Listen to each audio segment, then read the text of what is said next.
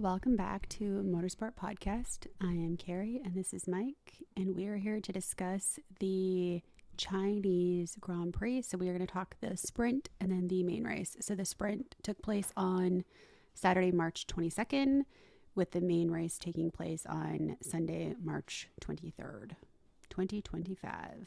What a great weekend. It was. I feel like quali was so good for both. The sprint was so exciting. The race was exciting too. Not as much passing as I thought there was going to be. I think it depended on who you looked at. Like several drivers had a lot of overtakes. Oliver Bearman. Yeah. Yeah, like I kind of still feel like some of them are still trying to get into their groove. For sure. Well, early in the season, I mean, two teams have the same drivers as last year, so yeah, everybody's new essentially to their teams and cars. So I think it will take a little bit of time for them to get fully comfortable and have the full guts of maybe where we've seen them in the past. So I think it's exciting to see, and I think that you will see some pretty big improvements from a lot of drivers. Liam Lawson, we're looking at you. Yeah. Sorry, I don't know if he'll improve. Okay, so let's chat sprint quali and the sprint, which saw Lewis Hamilton take pole, which thrilling, and his first victory in Ferrari. Yeah, I mean, the winning in red looks good. Right? It does, and I feel like we saw a different Lewis. Like, we haven't seen that Lewis. Well, I mean, when he won the British Grand Prix last year, we saw a glimpse of the old Lewis, and I feel like he is hitting his stride in Ferrari. And he talked about how when he showed up at the Australian Grand Prix, he was kind of like feeling the team out, wasn't really sure, didn't really want to push a ton, and then I guess kind of had time to reflect and was like, no, like, I know what I'm talking about, and I need to bring it. So he gave recommendations, and I think he felt more comfortable asserting himself and what he wants, and it showed. Right. And it's probably what Ferrari is more used to as well, because Carlos was always very vocal. Very direct, yeah. With, the way he felt and the strategies he thought should be implemented. So I think it probably worked out really well for them. I mean, we know that it did with the sprint finish. Look at you, fortune teller. Yeah. might work out. But yeah, it was exciting to see them, and it's nice to see him, step up and get that first victory out of the way for Ferrari. We always have come to expect Lewis to win for so many years, and then the last couple of years it's been hard to watch. Yeah. Like, it's because, like, I feel like so many of us care about Lewis as the person, Lewis, not just the Formula One race car driver. And to see him struggle through that, it was hard to watch. And I think, like, he gave up. He was going through the motions, but he didn't have that same Lewis drive behind him. Which I think why at Silverstone last year, when he did win, he was so emotional. Yeah, because I feel like it was kind of a surprise to him too. Yeah. Like he was like, oh, right, this is what it feels like again. Really reignite. And not that he lost the passion, because I don't think he did, because otherwise he wouldn't have signed with Red Bull. No, I think not with Red Bull, sorry, with Ferrari. Hot take. But I think that win in Silverstone really reminded him of his love. Yes. Yeah. And I think, like, he was just struggling to find that confidence again, because I think it was a lot to go through. And I think, like, that season where he didn't win the constructors against Max, that was a very challenging season. Like, you saw a lot of really intense battles between him and Max, and I would say a lot of over the top driving on Max's part. Questionable decision making. Yeah, and like I think it was a taxing season, and then to have it turn out the way that it did, I think that was a lot for his confidence. Yeah, for sure. And I mean, it takes time to bounce back from that. So hopefully this is Lewis in his comeback era. But I mean, in the sprint quali, sets new track record. Right. And like I thought it was so interesting because they were talking about how the track was resurfaced and they weren't really sure what it was going to do to tires. Right. And track record, like, also, spoiler alert, Oscar also got a track record on his sprint quali. Not sprint quali, like main quali. Oh, did he? I didn't know that. So that track is on fire. Right.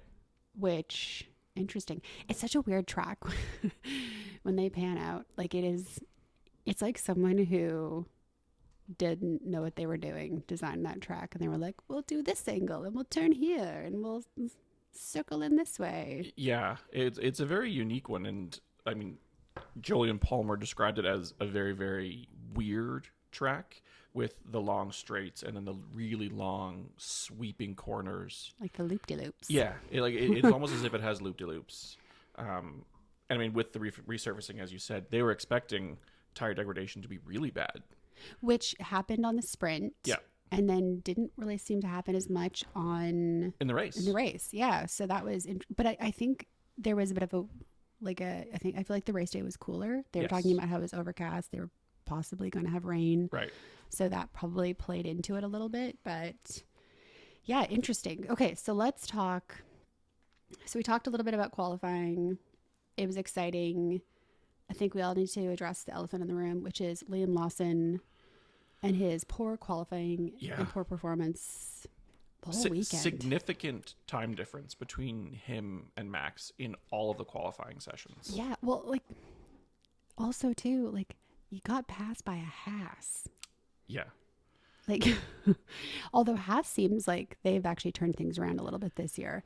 But so my prediction is I don't think they're going to replace him for Suzuka. I think they're going to replace him before summer break. Yeah. I mean, the rumors are already going wild. Well, what was his name? Who was that Sky News guy? Yeah, Teddy Kravitz. Teddy Kravitz being like... came in, and I wrote down his quote. What a legend. Yeah.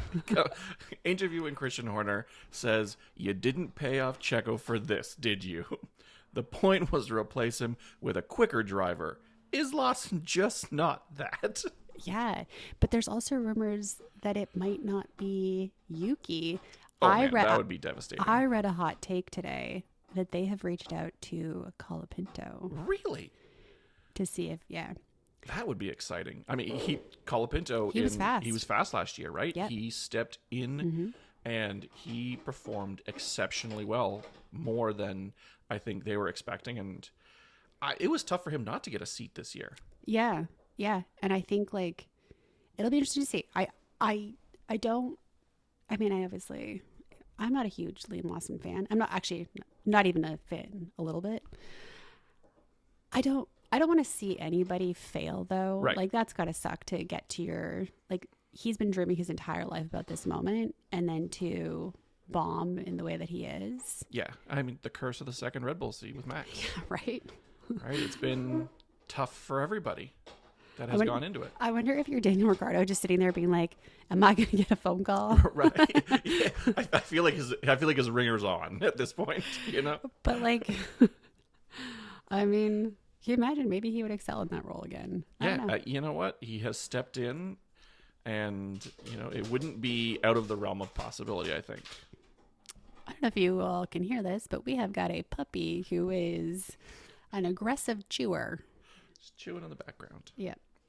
So apologies if you hear some background noise. Okay, so sprint, the actual race was thrilling. I was on the edge of my seat the entire time because I was praying to any God willing to listen to make sure that Lewis was going to win because I just couldn't stomach him getting pole the way that he did and then to not get that victory. It was really interesting to see how Max just kind of gave up. Yeah, I think give up is a strong... He kind of did, though. He was kind of like... statement. But you see a different Max this year because he's like, the car is not good. The car is not fast. The car is not firing. And then he cooked his tires. Yeah, absolutely. And then he kind of just let Oscar go by. He was like, all right, you do you. Yeah. I think he realized he simply could not keep up. Which Max 4 years ago would not have done that. He would have defended to the death. Yeah. So I think that's interesting that you're seeing that shift. Yes. And then we also need to address Jack Doohan, who is like turning out to be Kevin Magnussen 2.0. Right? Yeah. Man's collecting penalties like they're... It's like, did you get like a summer training session with K-Mag? Right, yeah. Or I guess winter training session. But he kind of dive bombed had no business doing that. He was not going to be a hero and make that turn. Like, I mean, also wouldn't have gotten any points or anything like that. I didn't really pay attention They're in back physics. of the pack anyways. But from what I know of physics, that was not going to happen. So he crashed right into Gabriel Bortoleto. Yep. Got himself points against his super license. Yeah, 10-second penalty for the race. And then was like, you know what? I'm going to double down. Yeah. And really channel K-Mag and does it again in the GP. Yeah. Got some, because there was 2 incidents, right, in the Grand Prix itself. Yeah, he only gets penalized for one of them. Okay. But he does have 2 moments, which is so funny because like to hear him speak, he just seems like this nice guy. I'm a little bit surprised that he is as aggressive as he is. Yeah. Yep. So anyway, okay, so let's chat the race. I have a lot of opinions, as per usual. One of my opinions is Charles cooked his tires completely, trying to keep up with Lewis to prove that he had the faster car. They pass, and then he demonstrates he, in fact, does not have the faster car. Yeah. And then did nothing. Yeah, doesn't go after. But lose a place. Match, really. Yeah. Yeah, he did for like 5 seconds and then had, I mean, nothing else in him. That's my opinion. I think he was trying to prove himself. I think he cooked his tires and was like, let me pass. And then that was that. And I think like at that point, Lewis was like. Well, Lewis sees that he sees Charles coming up behind him faster than him. So he's, best chance for the team to. Apparently Fred Vasseur said that he was upset that they only played the one radio message because Lewis apparently actually asked them to switch. Right. He's looking out for the team, right? He's thinking strategy wise. If Charles faster, then he should let him go by and see if he can attack. And then he's probably thinking, dang. But then they both got disqualified from the race, and that was that. Yeah, that's a whole other disappointment conversation. And then Oscar, like I was so impressed by Oscar, and I actually have a little bone to pick with you about Oscar. Ouch. So last episode, you talked about Oscar making mistakes, which I took offense to. Sure, yeah. And then I was actually thinking about it more because obviously I dwelled on that. Didn't want to let it go. And I remembered his Baku race where he was perfect. Flawless, yes. Which is one of the hardest tracks. Yep. Did not put a foot wrong the entire time he led that race. And he led that race for the vast majority of it. Yeah, because after he got past Charles, which was a legendary move, and then he just kept it and did not make a single error. So absolutely. I agree with you. The Baku race last year is one of the best driven races I've ever seen by any. Like, it was perfect. Okay, so your homework is to find to bring receipts. Bring receipts and find the errors. Yeah, okay. Because I'm not saying there's a lot of them. I'm not saying there's a lot of them. I think you're going to struggle. Yeah. I'll think of 1 or 2 instances where there was minor errors. Maybe I'm gonna have to dig deep, but maybe we'll find some. But I was so happy for him because he got his first pole. Yes, and he converted it decisively. Like I think absolutely he commanded that race. Yeah, he did, and he deserves it. Like I feel like I think it's so nice to see him win just because of what he went through with his first victory last year. Right. It's really nice to see the continued success. Yeah. And I did see, because throughout the race, we didn't hear any, McLaren strategy blunders or anything like that. Yeah. And so Zach Brown was asked, and he said before the race, they said, you're free to race. Yeah. They didn't want, maybe they've learned from last weekend that we don't want to put a foot in our mouth and make this bad. So apparently they said before the race, you're free to race. Obviously don't crash into each other. Yeah. But they gave that early on. So they're really trying not to influence. Yeah. Their fighting. And then Lando's brakes failed. Yep. Which, I mean, they basically were kind of on the edge of having to retire the car with like laps to go. I kind of think though I understand it was a brake failure. I recognize that. I'm not blaming Lando, but I do think he didn't take the initial messages seriously to watch his brakes, and he still thought he could catch Oscar, which I think was delusional. I don't think he was ever going to catch Oscar. I think he further cooked those brakes, and then it became like a catastrophic failure situation. Yeah, pedal really. Yeah.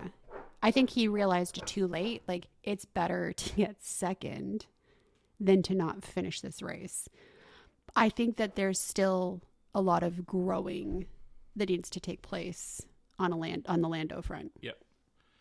Yeah, I think he had a decent gap ahead of him to George and behind him to Charles.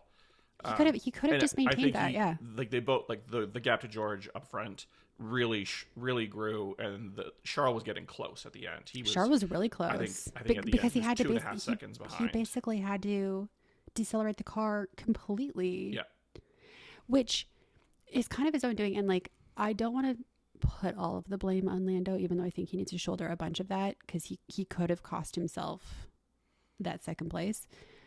The team, I think, just needs to be so much more upfront and clear with their expectations. It's like, Lando, this is the situation. Do not do this. He might still disagree, but I think that could have been really serious.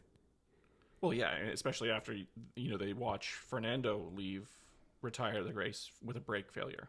Right. So, like, it's one of those things where it's like, you need brakes. So, and like, it'd be just interesting to see what happens there. But I still feel like Lando wasn't taking that seriously enough, and he really should have. Mm-hmm.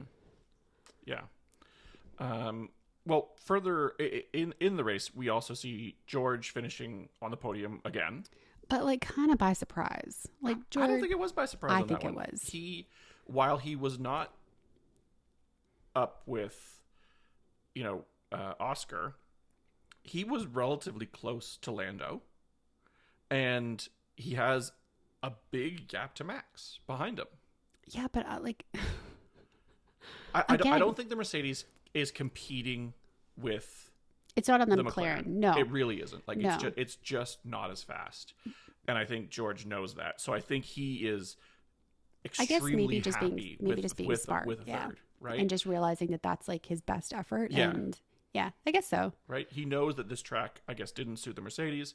He knows that the McLaren's faster. Can I still beat Max and everybody else to get amazing points? Hoping that, it's still very, very early on in the season, that, we can see some changes and have some improvements to catch up. So let's talk Haas. Yeah. So with the disqualification of Lewis and Charles, Esteban Ocon finished 5th. Yeah. And Oliver Behrman finished 8th. Big which is a big points for them. Huge result. But like, the car doesn't seem like as much of a disaster. No, there's a massive improvement this year. Yeah. So interesting to see what happens there, because I think Haas has just been kind of on the decline for so long now that it'll be interesting to see, I guess, if they can keep up with this. But I think Behrman takes, like, Ocon drove well. I don't want to take it, like, he qualified, much higher. So he didn't have as tough of a job of getting through the pack. So, after Charles and Lewis are out, he did have a couple overtakes, throughout the race. But Behrman, like, I don't know what the count was. It was 6 or 7 overtakes. Yeah, well, when he switched to mediums, he was flying by everybody else. Throw out the playful chow, as he's going by. Yeah.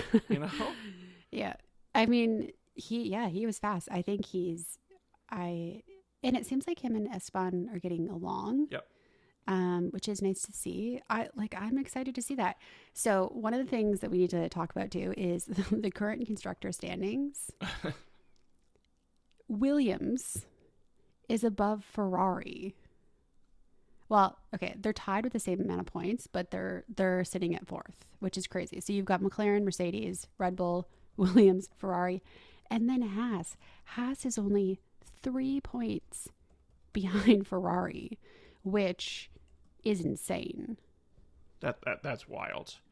I'm just looking up when the last time Williams was ahead of Ferrari in a constructor championship. And it's 2015, so a while ago. But I was expecting farther back. Who would that have been? 2015. That would have been. Oh, it's Felipe Massa. Felipe Massa. Felipe Massa. Yes, that's who it was. Yeah, I am not a Felipe Massa fan, no. but yeah, that was. I feel like kind of the last. I mean, you had that. And who was one of the Williams drivers at that time? Is it Valtteri? It's Valtteri. My true love. Sorry. I love Valtteri. I was so excited to see him beside Toto so many times this weekend. He is my favorite. He will always have a special place in my heart. Yeah. I think he is underrated. I think he is so much more talented. Oh, I pulled that stat. Well, the segue into that, very fantastic segue. So Mercedes celebrated their 300th podium this weekend. And they showed an image with who had the most number of podiums.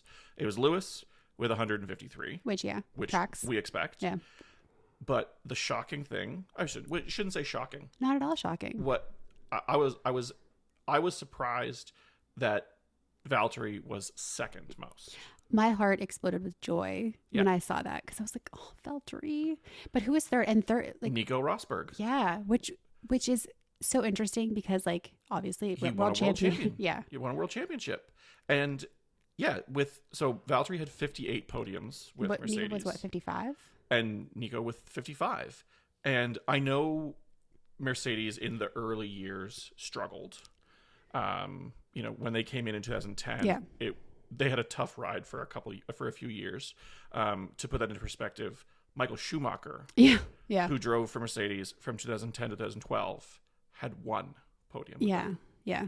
No, they struggled. So, yeah, but I mean, Lewis and Valtteri were the dream team. Absolutely. Like, I don't think they're Valtteri totally the gets definition of respect shake and he bake. deserves. No, he doesn't. No. Not at all. And Lewis is very vocal about how he is the best teammate he's ever had. So I would love to see Valtteri return to the grid. I think he took the wrong seat and it just killed his career, which sucks. Yeah. So hopefully we'll see a Valtteri come. Maybe they'll sign Valtteri for the other Red Bull seat. Ooh. Then I would have to be a Red Bull fan. Plant that in Christian Horner's mind. I don't know if I could ever be a Red Bull fan. Oh. Actually, for Valtteri, I would. For Valtteri, absolutely you would. Yeah. Yeah, you're a Valtteri first. That's for sure. Well, to be clear, I love Lewis. Lewis is like my top, but Valtteri is like, they're kind of like a 1A, 1B situation. Yeah. No, but if I could ever meet one of the F1 drivers, I think Valtteri would be top of the list. I mean, Lewis, but then Valtteri. Yep. And then Oscar. I don't really care about the rest. I'm joking. But like, those would be my top three, because I feel like you could have really good conversations with all three of them. And they'd be completely different conversations. Yeah. Completely different. Yeah. I think hanging out with Oscar would just be like hanging out with your buddy from school. Yeah, right? Like a college reunion. Yeah, exactly. I want to throw to Racing Bulls, because in race qualifying, Isaac Hadjar qualified seventh. I know. I was actually so happy for him because of what he went through in Australia, that he's proving himself. Like, I think Absolutely. he's kind of been branded as like this soft, quiet guy now. Yep. And to pull off those results, and like, he was racy, like he was good. Yeah. So I think that's positive to see. And I think really crappy for Liam Lawson, because you've got Yuki, who is pulling off great results. You've got Isaac, who's now rebounded, pulling off great results. I mean, they were off on their tire strategy. Yeah, which Yuki was unfortunate. Yuki was doing really, really well. well. They were both up there until they opted for the two pit stop strategy, and Yuki didn't recover, and then he had the front wing failure. Which was, did you see the replay of that? Like, it just broke. Just popped off. Yeah. So, but interesting to see, because I think like if you, and when I was watching some of the commentary afterwards, and they were saying like, they don't really understand what they were thinking, like racing bulls, because it's like, yeah, you can go into the weekend being like, okay, it's going to be a 2-stop. But then when you see everybody else adjusting that, and you have, who was it? Was it Lance Stroll? It was Lance Stroll that was Stroll. The guinea pig and really and he showed everybody that they could last. And then they just didn't adjust their strategy. Yeah. Like they just kept with it. And it's like, you lost a good haul of points based on that move. But like Lance Stroll, a little bit of a redemption story this year for him. Absolutely. And yeah, I have always been very critical of Lance. I admit that, maybe overly so, because this year, well, he's inconsistent is his problem. He will be really good, and he'll have like a good like run of results, and then he just like drops off a cliff. Yeah, and then he runs into a wall a few times, and I don't think he's done that in a while, has he? I don't know his last crash, but yeah, he ended up with some points for Aston Martin. So he absolutely is performing better than I expect this year. I mean, Fernando has 2 DNFs, and the car kind of sucks. But he's doing. I think he's driving. He's driving better than that car is right now. Yes, which I think is a huge improvement for him over last year. Yeah. With the disqualifications, we get Carlos Sainz getting his first point for Williams. Oh yeah, I saw that. Yeah, good for Carlos. Right. I think it's not the result that he's looking for. Absolutely not. But I think the problem is, and I think that Lewis was a victim of this. So when the Mercedes was really good and Lewis was, like thriving, then the Mercedes kind of like fell off a cliff. They did that whole porpoising thing. And George joined the team. George was used to driving a shitty Williams. Yes. And I think like the bad Mercedes was still better than the shitty Williams. So he was able to adapt. Right. And Lewis was like, I think in his head, he expected every day to get in that car and it to perform like the year before car. Yeah. The championship car. Yeah. Or should have been championship car. Well, constructor championship. Yeah. So, and I kind of feel like this is what Carlos is going through a little bit with the Williams, because you're going from a Ferrari to a Williams. Alex Albon has experience driving the crappy car, and he kind of needs to learn. And it's like a different mindset, right? Like you're getting in the car every day and you've got that muscle memory of like, this is what I'm used to driving, and now this is what I'm faced with every day. Like I'm sure it's like retraining a lot of that. Yeah. Impressive that Albon finished 7th in the race. Good points for him. I liked in the race, he said, my tires are better than everybody else's out here. I enjoy him. I like the confidence. Yeah. Yeah, because I think like he went through a lot after losing that Red Bull seat, and then he was like a reserve driver for a bit, and then he got a seat again in Williams, and it's taken a while. And I think like he believes in that project, which is obviously like why he stayed, because I think he would have had the opportunity to go somewhere else, because I think he's demonstrated that he's fast and he's easy to work with, which I think is another underrated thing in Formula One. Yeah, he doesn't have the diva. Yeah, the diva mentality. Yeah, that some do. Looking at you, Lando. Looking at you. I was gonna say Liam Lawson has a bit of a diva mentality. Lawson totally does, and like I saw someone being like, Liam Lawson is the nicest guy, and I was like, well, he sure doesn't show it very well. Yeah, his comment. I think where I struggle with it. Not that I'm a massive Yuki fan. His commentary towards Yuki, him being selected over Yuki, I think is out of line. Yeah, like he's like, oh, it's like you got. I proved it on the numbers. I'm better, and it's like, well, did you? Because you really didn't. Yeah, results can speak to that, and it's a no.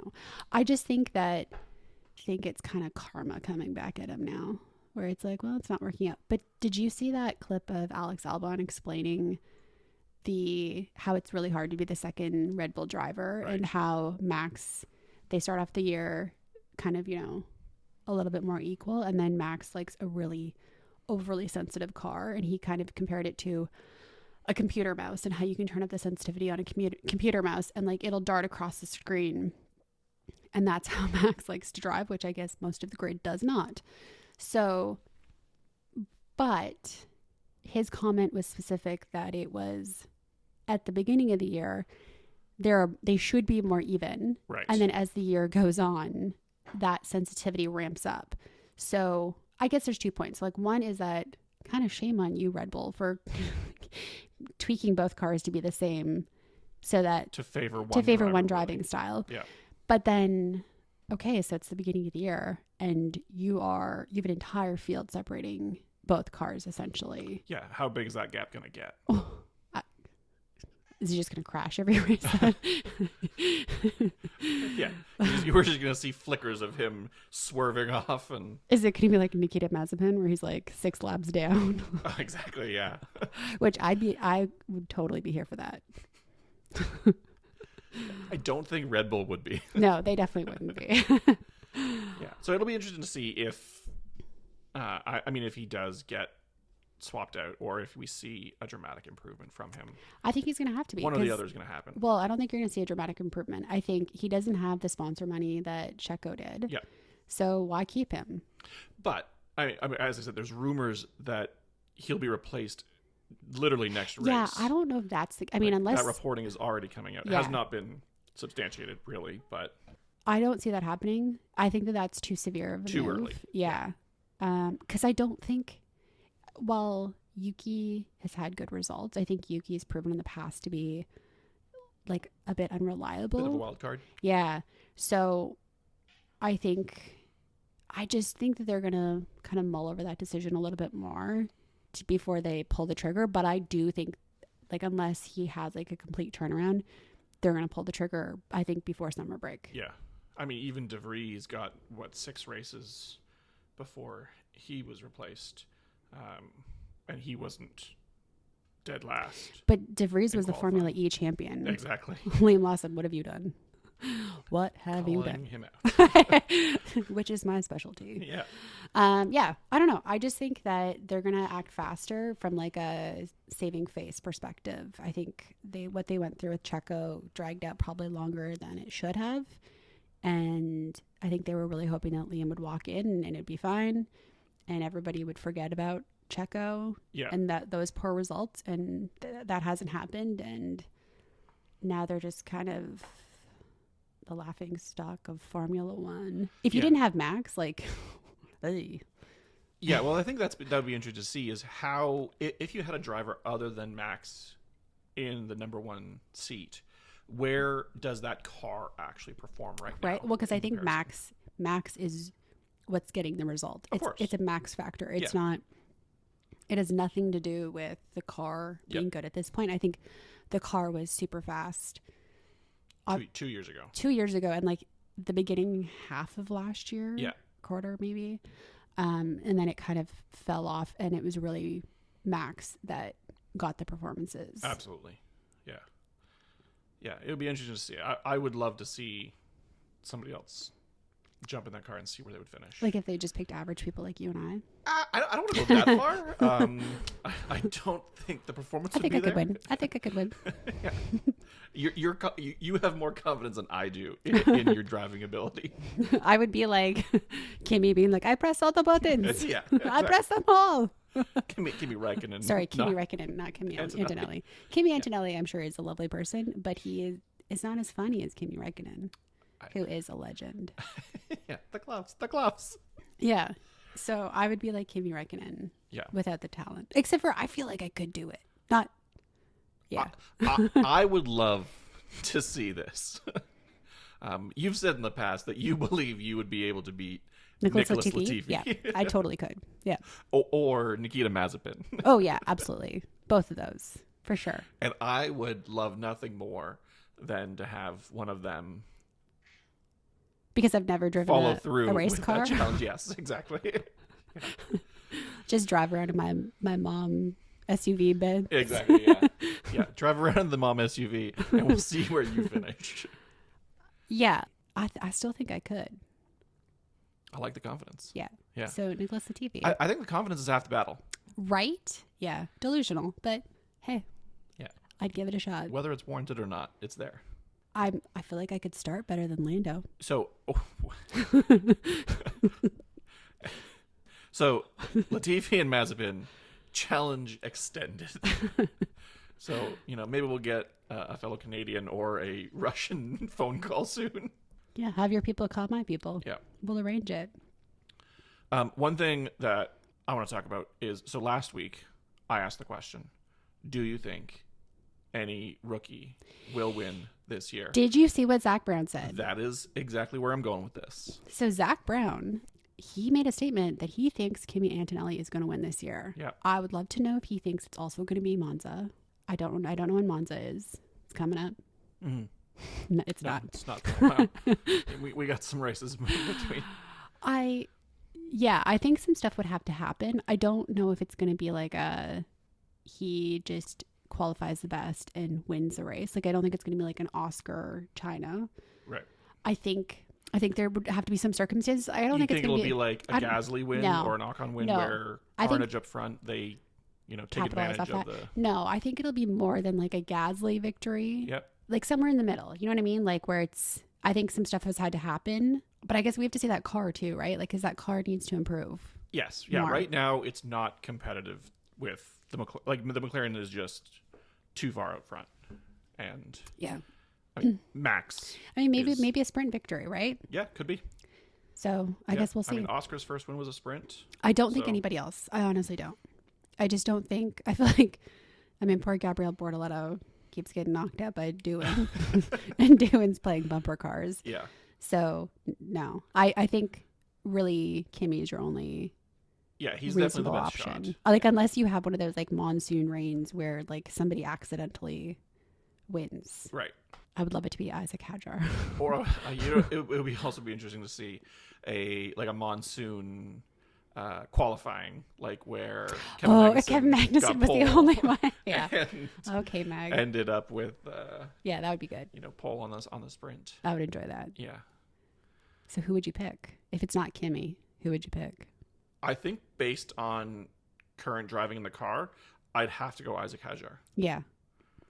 He seems fast. He seems quick, and the Racing Bull seems it seems better than performance-wise. Yeah. I mean, obviously better than the Sauber. Although the Haas, you know what? I don't think so. No. Pulled out some good stuff, so he did really well. And I heard Ayo Komatsu say they're acting like a real team now, like a proper F1 team. I feel like they've really pulled it together. So good on you, Haas. Yeah. I do think Kimi is really the only one with a possible reasonable shot. Yeah, reasonable shot at that. Yeah. I think that's the case. Is that he really is the only one with a real chance. Do you have any other questions? No. That was really my biggest hot take was Zach Brown. Yeah. Yeah, was Zach Brown agreeing that he thinks it'll happen? Because I think if anybody's going to know, it's reigning constructor champion. Right. Well, he sees him as a threat, so it'll be interesting to see. He knows what young talent looks like, right? He picked up Lando when he was... I don't know if we would call that talent at that point. Picked up Oscar when he was young. Yeah, Oscar, yeah. Right? He has put faith in rookies. Yes. No, he has. I think he sees a value in a young driver and developing them up. So it'll be interesting to see. All right. So our next race is Japan. Yeah. In a couple weeks. In 2 weeks. A classic F1 track, I think. I think you're going to see Ferrari really turn it around. Yeah? I do, because I think they are going to come away from this being like, we lost massive points. Yes. Based on, like, they had the fastest car on the Saturday. Yeah, Lewis said that they made some tweaks which after the sprint to improve for qualifying. That didn't help. No. And then he said they made some more tweaks after qualifying to improve, and that made it worse. Yeah, so I think hopefully they turn it around, and I would love to see a Lewis Charles 1-2 with an Oscar third. Oof, maybe a Lewis Oscar, because I do like Oscar more than Charles. Sorry, Charles. I'm going to go Lewis, Oscar, Charles. I think we're going to see McLaren at the top still. I think it'll be Lando. Ugh. I know. I think it'll be Lando, George. Oh, no. I know. What are you doing to me? And then Oscar. And then a Max fourth. And then Ferrari's right behind. Oh, I hope you're wrong. Yeah. That's just where I think it'll be. Not what I'm hoping for. You know, if I were to hope and pray, it would be different things. But yeah, you know, we'll see. I can't conjure up a Lewis Hamilton win, a Daniel Ricciardo return, and finish. You know, Kimmy. Yeah, I can't have Kimi Räikkönen come back into the Ferrari and replace Charles and get a win. I love Kimi. He's the best. Yeah.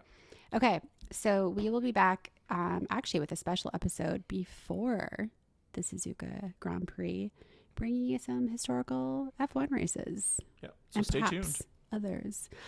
Thank you for tuning into this week's Motorsport Podcast. We'll talk to you later. Motorsport Podcast is a Vorbeck Media production. Follow us on Instagram at Motorsport Pod. You can listen to the show on Apple Podcasts, Spotify, or our YouTube page, Motorsport Pod. Bye.